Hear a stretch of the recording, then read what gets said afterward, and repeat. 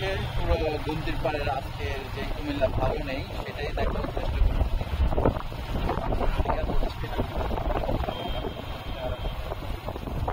বিপদ সংকেতে আছে, যেটা আমাদের হারোত্তরের দিক থেকে আমরা শুনেছি যে দুপুরিয়া যে বাঁধটা খুলে দিয়েছে, এই কারণে শহরের একটা অবস্থা, প্রচন্ড পরিমাণ পানি, বিপদ সময় উপরে পানি আজকে প্রবাহিত হচ্ছে।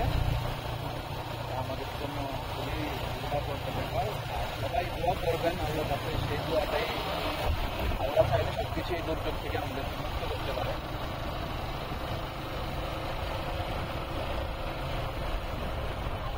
আমাদের যে গুমতি নদী মনে হয় যে এটা পুরোটাকে সাগর হয়ে গেছে, মানুষের ঘর বাড়ি পানির নিচে ডুবে আজকে একাকার হয়ে গেছে। বোঝা যায় না যে এখানে একটা বাড়িঘর ছিল, সবগুলো বাড়িঘরে পানির নিচে এখন বিলীন হয়ে গেছে।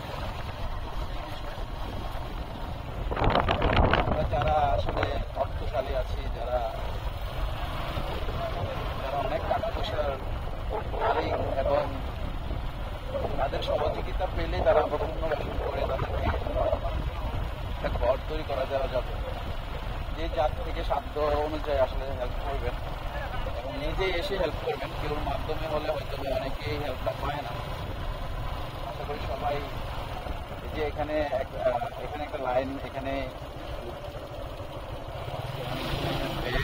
হয়েছে,